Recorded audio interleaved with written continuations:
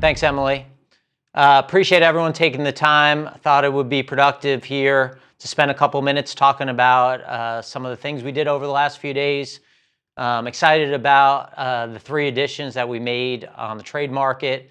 I felt like the value of all 3 guys, knowing the players, having people here who had been and lived with these guys really helped us get a sense of who these guys are, not only as players, but as people too, which is always important when you're bringing in guys in the middle of the season.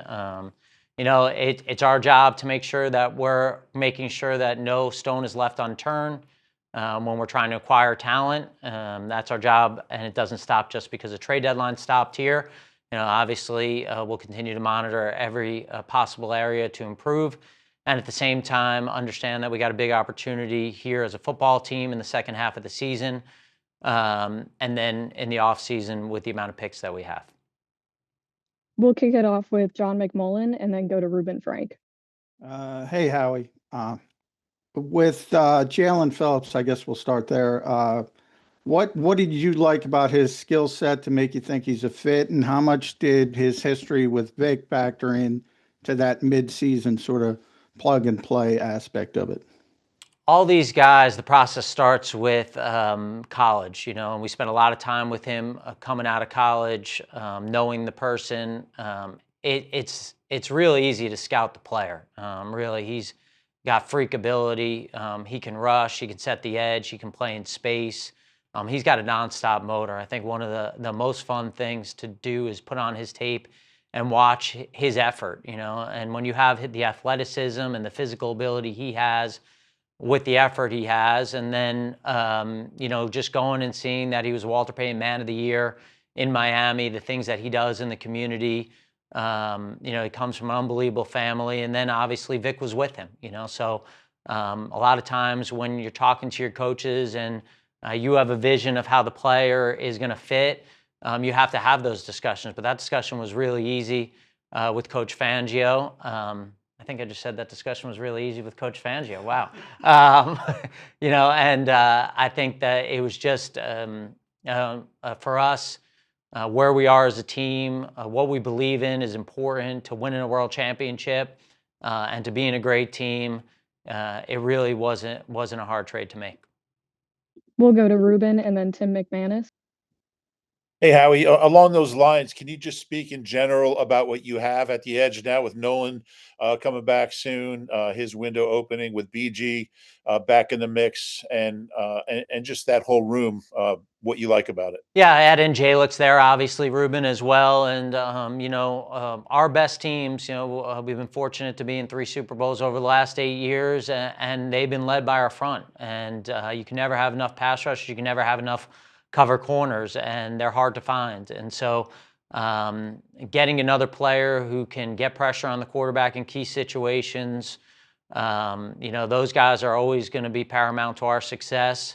And when you talk about that room, excited about all those guys in the room. And when you can rotate those guys and you can keep them fresh, especially with the talent that you're talking about what those guys possess, it just opens up all the possibilities to really be a dominant defensive front when you combine our interior defensive line with them as well. So obviously it's got to come together. It's got to come together on the field, but feel like we got a really good front, and obviously adding Jaylen to that puts a lot of pieces in place to give us the opportunity to be dominant up front. We'll go to Tim and then Dave Zangaro. Hey, Howie, there's a lot of conversation on the outside about A.J. Brown. What was your stance internally when it came to Brown? Did you entertain any offers for him? Well, would really like to keep this about the guys we acquired, but, Tim, I think that when you're trying to be a great team, it's hard to trade great players. And A.J. Brown's a great player. He wears the C for a reason. He's an important part of this team, of this organization. He cares about winning. He cares about his teammates. And I think that when you're a team like ours that is looking forward to an opportunity to compete for a championship, you just don't get rid of the guys like that. And so feel very lucky to have him on our team, and excited about the second half of the season with him. We'll go to Dave and then Jeff McClain. Howie, with Jaelan Phillips on an expiring contract, how interested would you be in extending him beyond just this season? Dave, I think first of all, I never really get into contract discussions with any players, but we have a lot of good players who are free agents after this year. And I think when you start picking favorites, when you're trying to compete for championships, there are other issues that come along with that. And so, I think there's going to be plenty of time to handle our business, however long this season lasts, and hopefully it's a very long time. And we'll deal with all that when the time comes. We'll go to Jeff McLean and then Bo Wolf. Howie, just a philosophical question. I know that you've added now at the edge rusher group, but if you look at your positional spending, it's compared to years past, you're spending a lot less at edge rusher, much more at inside linebacker. Is that just kind of a reflection of, Vic and the scheme, or is that just the way things have played out this year? Is there a picture of you, Jeff? I don't see a picture. No picture? I'm trying to find him. I believe there is. I'm trying to find him, Emily. You see him, Bob? I don't see him. You see him? No. I don't. You might be on a different page. I don't see you either, Howie. You don't? Well, that may be to your benefit. Anyway, so I think that when you look at that, sometimes it's a factor of rookie deals, right? You talk about our edge rushers, and obviously you got Jaelan and Nolan on rookie deals. Zach was obviously a free agent here. But when you really look at these inside linebackers, I think sometimes the conversation is, have we changed what we believe in? And when you look at our inside linebackers, these guys can affect the passing game. They can affect the passing game, rushing from depth. They can reset the front by coming up on the edge. They can play in space. They can cover people in space. And so, we believe that it's really important to affect the passing game. And so it really hasn't changed our philosophy and what's important in winning and losing. I think those guys are big-time players at the inside linebacker position. We've been fortunate to have good players at that position here over the last couple of years. And so I don't think it resets really what we're doing. And I think some of the timing about the resources comes on rookie contracts. Did I answer that question? Jeff? Hello? Sorry, I was muted. Sure.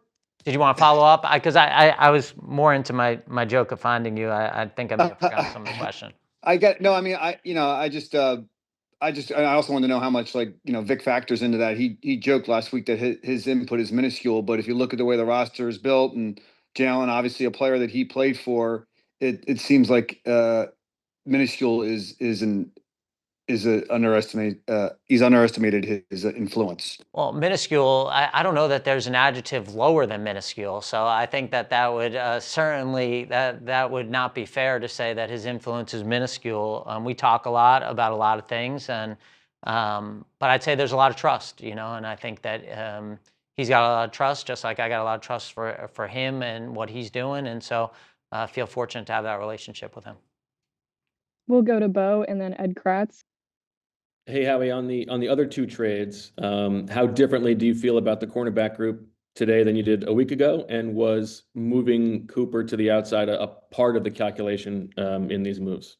Yeah, I think the first half of the season showed us how important corner depth is. We had a bunch of games here where, we didn't have our full complement of guys, and it's a position that you need to have a bunch of guys here for the amount of games that we're trying to play. And so when these opportunities came about, first with Michael, Michael's another guy that we knew really well coming out of college, and then just like Vic with Jaylen, obviously Joe Douglas is here, and he had a lot of experience with the person.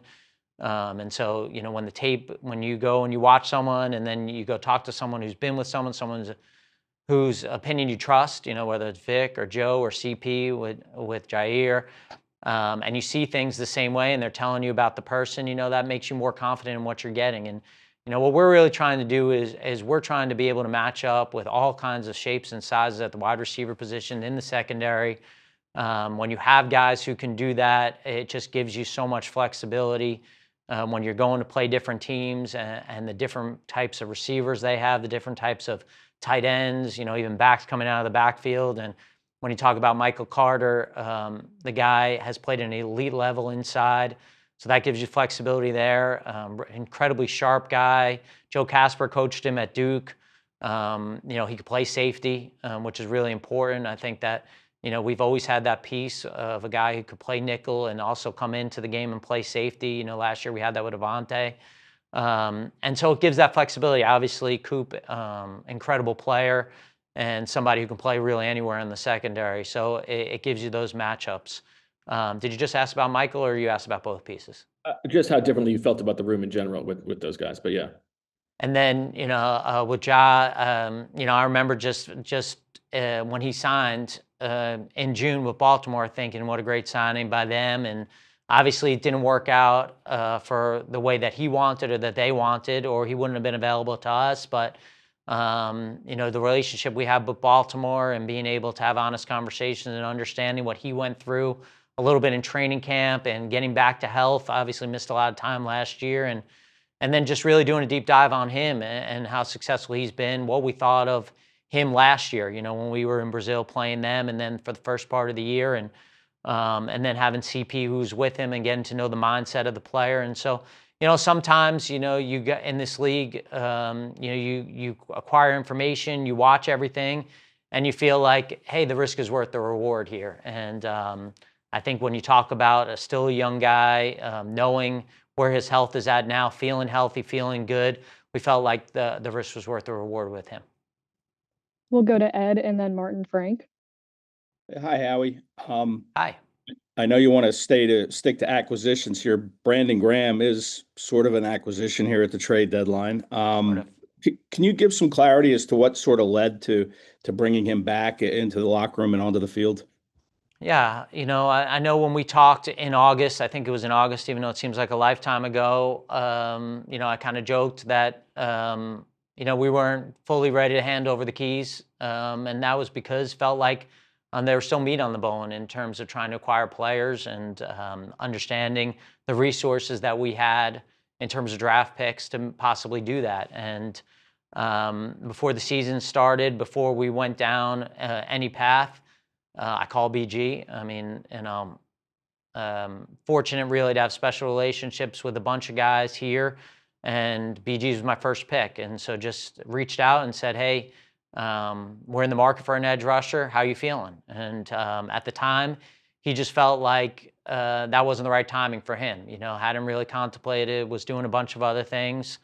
But apparently got his mind started moving a little bit, and he started working out a little bit harder. And when Z retired, picked up the phone again and just said, hey, I'm just reaching out again. I had heard a little bit through the grapevine you were working out a little bit harder. And, I got that little BG cackle. Is it a cackle when they laugh like that, Bob? Is that a cackle? I don't know. I've never used that word before. What'd you say?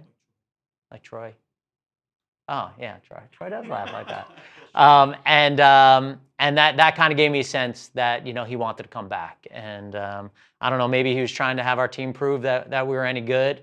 And when he saw that we had a chance here, he wanted to take the opportunity. But love having him back. I said to him when he came back, I said, I guess there's going to be a day where we're not going to have you to rely on. I'm just glad that day's not today.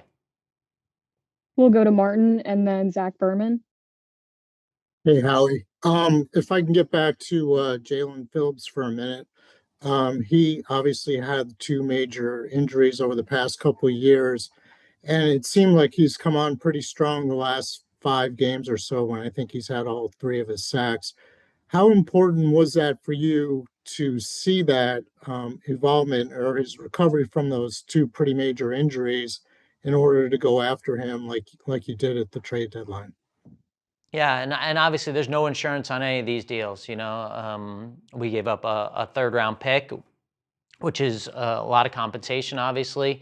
Really went back and whenever we make these moves for all 3 of these players, really doing a deep dive on these guys and not just watching this year, but going back and watching through their career and going back and reminding myself kind of what we thought of them coming out and watching some of them in college and watching those injuries. The Achilles happened on a Black Friday game, I think 2 years ago at MetLife Stadium. The ACL, was I think a teammate kind of went into his leg, so it wasn't one of those non-contact injuries. And then, just knowing the person and what kind of worker he is, the freak show athlete that he is, and then seeing the effect that he had on the game this year, and watching him and just seeing the difference that he makes. And really, he's made every time he's on the field since they drafted him. And for us, it's so hard to find difference makers as players and as people that, you don't want to live with regret in this job. And, I think when we came down to it and had the conversations, the regret would be not doing everything we can to try to maximize the ability of this team to win as many games as we possibly can and give ourselves an opportunity in January and hopefully February. We have time for 2 more, so we'll go to Zach Berman and finish with Jimmy Kempski. Hey, good afternoon, Howie. Even by your standards, this has been an active 3 months, 9 trades since the start of camp, 3 in the past week. What circumstances were unique this year? And then specific to the past week, were there prevailing lessons from how you navigated the past trade deadlines as a Super Bowl contender? I think at first starts with an overall philosophy that, we could upgrade every spot. We can upgrade every spot, on our practice squad, on our 53-man roster, with that mentality, looking for any edges, So if there's an incremental difference in a player, we owe it to our team, to our fans, to our building, to our owner to do that. And sometimes these opportunities, come at positions that maybe we don't perceive as needs, but feel like, it's hard to acquire talented young players. I think when I look at Tank Bigsby, I'm happy with our running backs. I obviously think we got the best player, in the world at that position. Love Will, love AJ, and when just evaluating Tank and the skill set that he had, just felt like, it's hard to find guys like that on rookie deals who have that level of explosiveness and that talent in their body. And so, may not screamed like a need, but for us, felt like, we have to continue to add talent. We're playing a long season. Depth is important. Having really good players everywhere along your 53-man roster is important. And so I think it starts with really that mindset and that attitude, but with the same balance, because you're trying to balance everything like a seesaw, understanding that we're going to have needs coming forward, and we don't want to give up picks just to give up picks. And so, I look at it, I feel like, we went in and in August, getting Fred, big move for our football team. We have some young players we like at that position, but the stability that he brings at that offensive tackle position, to get him, even on the waiver wire, getting Xavier. Give me some more moves, Zach, so I don't forget.